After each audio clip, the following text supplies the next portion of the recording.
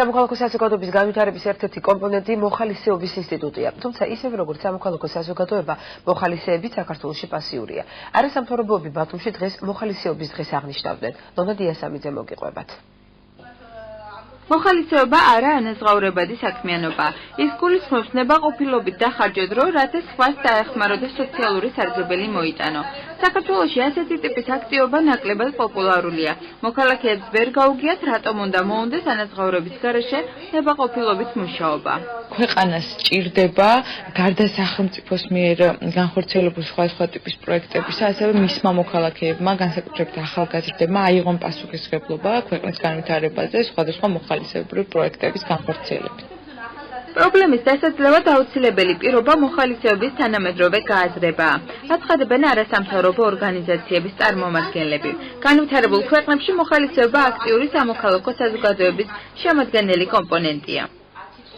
Ხოჭ არის უფრო განვითარებული ეს ინსტიტუტი, თქვათ მოხალისეები, იქ არიან ადამიანები, პროფესიით, თქვათ ექიმები, პედაგოგები, რომლებიც თქვათ კვირაში გარკვეულ დროს უთმობენ სწორედ ამ მოხალისეობას და დადიან თქვათ ბავშვთა სახლში, მოხუცთა თავშესაფარში, ამ ადამიანებთან ერთად ქარგავენ, კერავენ და თქვათ ამ საქმიანობას ესეიტებენ. ჩვენთან ეს ინსტიტუტი არის როგორც გითხარით, ჯერ კიდევ განვითარების პროცესში. ორგანიზაცია არტვეის ხელმძღვანელი ნინო ჩხაიძე ფიქრობს, რომ მოხალისეობრივი პრინციპების გააზრება ადამიანებში მოსწავლეობის პერიოდიდან უნდა დაიწყოს.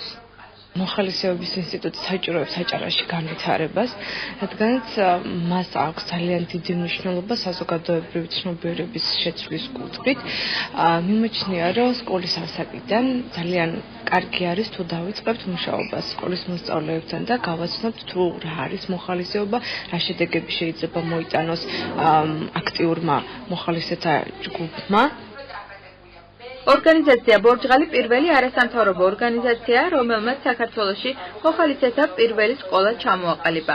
ამ სკოლის მოხალისეების აქტივობების პრეზენტაცია დღეს დემოკრატიული ჩართულობის ცენტრში გაიმართა.